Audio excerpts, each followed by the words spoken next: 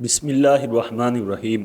علماء کرام فرماتے ہیں کہ نبی کریم صلی اللہ تعالیٰ علیہ وآلہ وسلم کے ساتھ جس بھی چیز کی نسبت ہو جائے وہ چیز دنیا کی سب اشیاء سے اعلیٰ ہو جاتی ہے اور اس جیسی چیز کوئی نہیں ہوتی، چاہے وہ نبی علیہ السلام کے رشتہ دار ہوں، چاہے وہ نبی علیہ السلام کے جسم سے مس ہونے والی کوئی چیزیں ہوں، چاہے وہ کوئی بھی چیز ہو، اس جیسی کوئی چیز نہیں ہوتی۔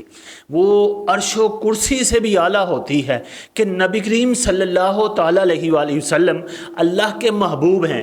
اللہ تعالیٰ نے اپنے محبوب کو اتنی عزت عطا فرمائی ہے کہ جو چیز بھی نبی علیہ السلام کے ساتھ منسوب ہو جاتی ہے وہ چیز سب چیزوں سے اعلیٰ ہو جاتی ہے، اس چیز جیسی کوئی چیز نہیں ہوتی۔ نبی کریم صلی اللہ تعالیٰ علیہ وآلہ وسلم کی نسبت سے اگر بات کی جائے تو بات بڑی لمبی ہو جائے، لیکن میں بات مختصر کرنا چاہتا ہوں کہ میں آپ کو صرف ایک بات سنانا چاہتا ہوں کہ حضور کی نسبت والی چیز کتنی عظمت والی ہوتی ہے کہ وہ خود تو عظیم ہوتی ہی ہے، جس کے پاس ہو، جس کو وہ نصیب ہو جائے اس کے تو بخت ہی سنور جاتے ہیں۔ میں آپ کو ایک واقعہ سناتا ہوں۔ بلخ کا ایک بادشاہ تھا، بلخ ایک علاقہ ہے، وہاں کا جو بادشاہ تھا اس کو اللہ تعالیٰ نے بڑی شاہی عطا فرمائی ہوئی تھی، بڑی عزت دی ہوئی تھی، وہ نیک تھا، پرہیزگار تھا، اچھا تھا، اور ساتھ جو سب سے اعلیٰ دولت تھی اس کے پاس نبی کریم صلی اللہ تعالیٰ علیہ وآلہ وسلم کے 3 بال مبارک، منہ مبارک اس کے پاس تھے۔ وہ اپنی زندگی میں ان بالوں کی بڑی تعظیم کرتا تھا، بڑا ادب و احترام کرتا تھا۔ وہ بادشاہ لوگوں کا تھا لیکن حضور کا وہ غلام تھا، حضور کے موئے مبارکوں کی بڑی ہی تعظیم کرتا تھا۔ جب دنیا سے گیا اس کے 2 بیٹے تھے، دونوں بیٹوں نے آپس میں مال تقسیم کر لیا۔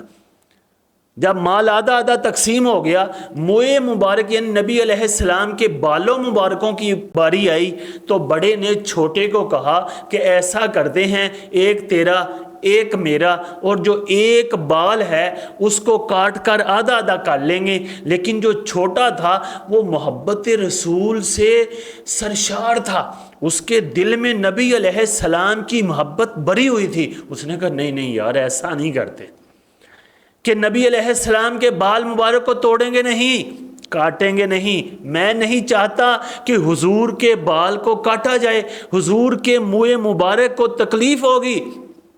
یہ اس کا ادب، اس کی محبت بول رہی تھی۔ لیکن جو بڑا تھا نا، اس کے دل میں کچھ لالچ تھا۔ اس نے دیکھا کہ یار یہ اتنی محبت رکھتا ہے، اس نے کہا بات سن، یہ سب تو لے لے، یہ منہ مبارک تینوں کے تینوں تم رکھ لو، لیکن اپنا مال سارا مجھے دے دو۔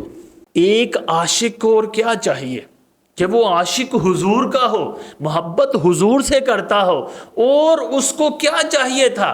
اس چھوٹے لڑکے نے یہ مطالبہ منظور کر لیا۔ اس نے کہا ٹھیک ہے، سب مال تم لے جاؤ، لیکن یہ منہ مبارک نبی علیہ السلام کے بال مبارک تینوں کے تینوں مجھے دے دو۔ ایسا ہی ہوا۔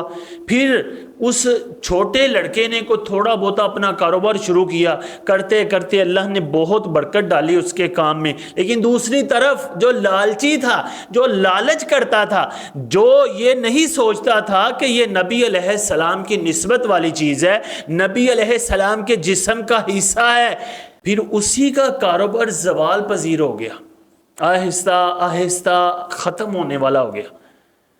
لیکن وہ جو غریب آدمی تھا، جو چھوٹا لڑکا تھا، اس کے پاس بزنس تو اس کا اچھا ہوا، لیکن ساتھ اللہ نے اس کو کتنی عزت دی کہ جب وہ اس دنیا سے گیا تو نبی کریم صلی اللہ تعالیٰ علیہ وآلہ وسلم ایک بزرگ اس زمانے کے جو مشہور تھے اس کی خواب میں آئے اور فرمایا کہ لوگوں کو بتاؤ، لوگوں کو اعلان کرو کہ جس کو بھی کوئی پریشانی ہو، کوئی حاجت ہو، کوئی بھی مصیبت ہو، کسی بھی طرح کی مشکل ہو، وہ اس چھوٹے لڑکے جس نے نبی علیہ السلام کے منہ مبارکوں کی تعظیم کی تھی اس کی قبر پر جا کر دعا مانگے، انشاءاللہ دعا قبول ہوگی، حاجت دور ہوگی، اس کی مشکل ختم ہو جائے گی۔